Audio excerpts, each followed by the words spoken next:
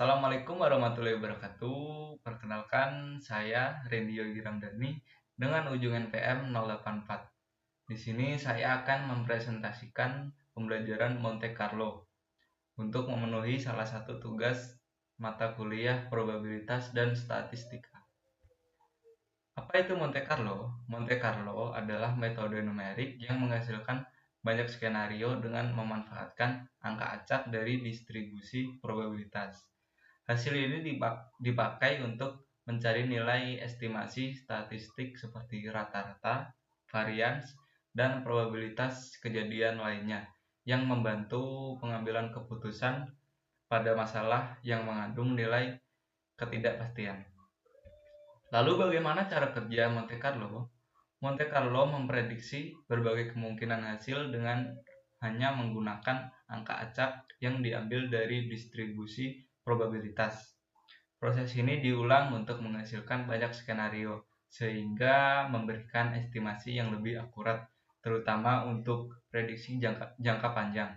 Contoh sederhananya adalah bagaimana jika dua dadu dilempar sebanyak mungkin untuk melihat distribusi hasil yang lebih tepat.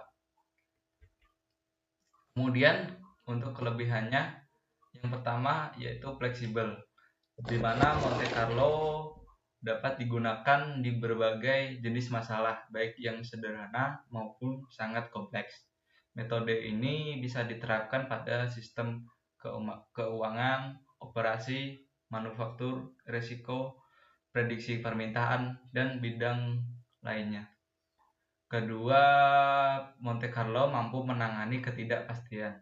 Metode ini secara langsung memodelkan variabel-variabel yang tidak pasti melalui probabilitas, sehingga hasil simulasi menggambarkan variasi nyata dari kondisi dunia yang sebenarnya.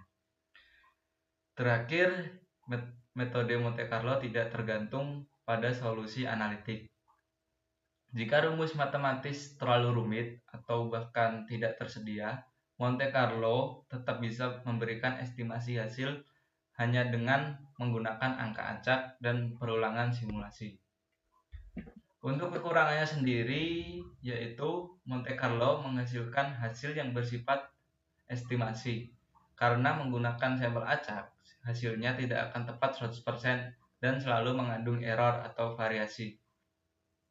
Akurasi dapat meningkat hanya jika jumlah simulasi diperbanyak. Kemudian Monte Carlo memerlukan asumsi distribusi yang tepat. Jika distribusi probabilitas yang digunakan salah, maka hasil simulasi bisa menyesatkan. Hasil Monte Carlo ini sangat tergantung pada asumsi input. Untuk yang terakhir, yaitu Monte Carlo butuh validasi data historis agar simulasi terlihat realistis. Input data dan distribusi harus didukung data nyata. Tanpa validasi, model ini menghasilkan gambaran yang tidak akurat. Di sini saya akan memberikan contoh kasusnya, yaitu sebuah warung es teh memiliki permintaan harian yang tidak pasti, yaitu 20, 30, atau 40 gelas dengan probabilitas masing-masing 30%, 50%, dan 20%, dengan keuntungan Rp 2.000 per gelasnya. Lalu berapa rata-rata keuntungan per hari yang didapat pemilik warung tersebut?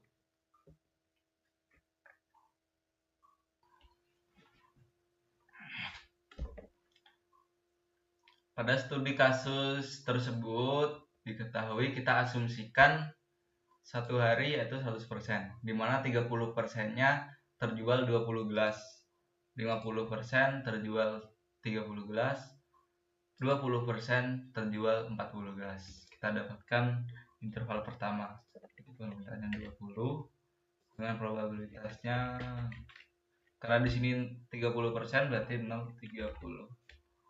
CDF-nya 0,30. Untuk intervalnya yaitu dari rentang 0,0 sampai dengan kurang dari 0,30. Nah, kita udah mendapatkan interval pertama. Kemudian interval kedua yaitu 30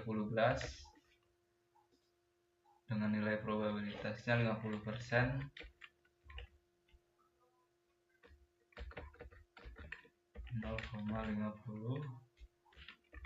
CDF-nya yaitu kita jumlahkan dari CDF sebelumnya dengan probabilitas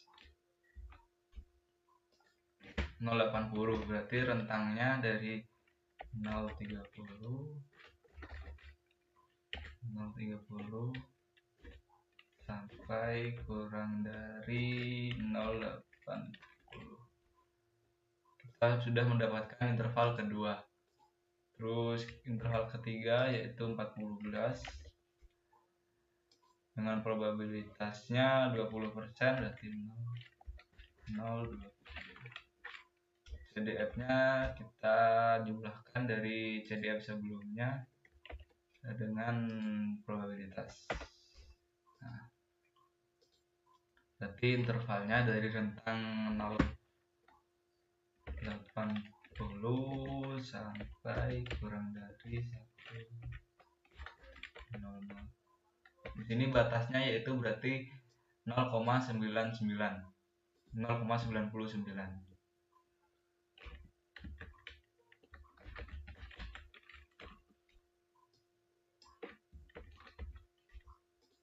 Kemudian kita akan mensimulasikan beberapa kemungkinan atau beberapa simulasi.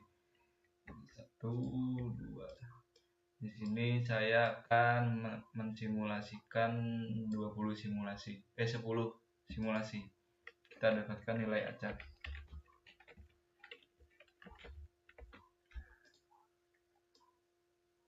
Nah, kita sudah mendapatkan angka acak.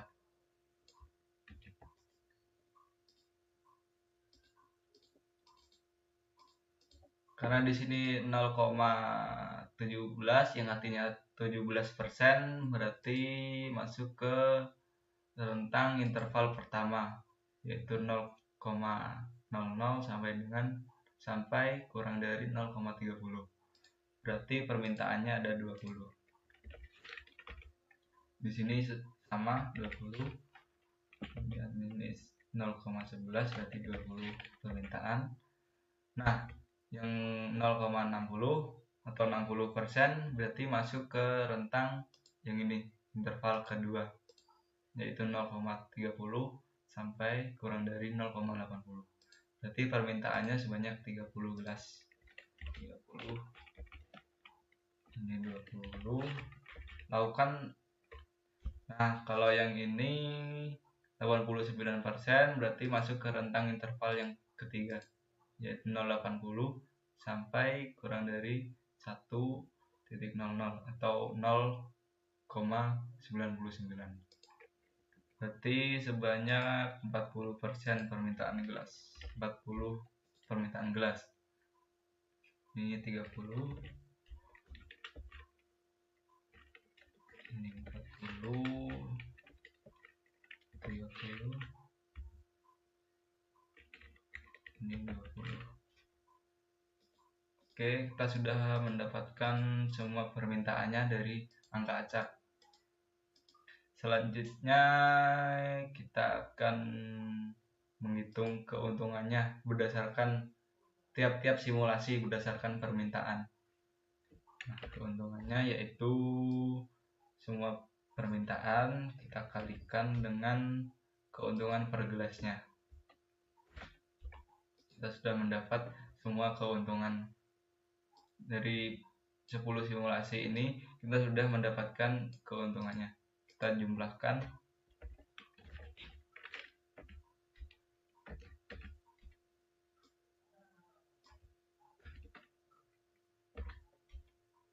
Nah, total keuntungannya sudah kita dapatkan. Kita balik lagi. Yang ditanya tadi kan berapa rata-rata keuntungan per harinya. Berarti total keuntungan dibagi simulasi.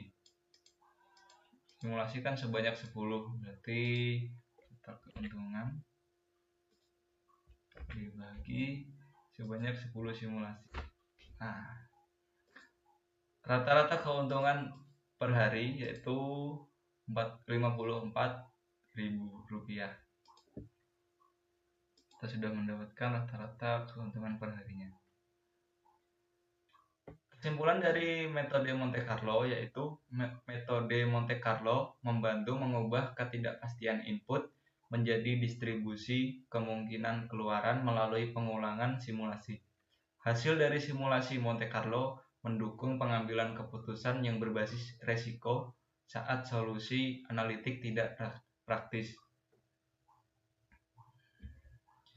Sekian presentasi dari saya, kurang lebihnya mohon maaf. Wassalamualaikum warahmatullahi wabarakatuh.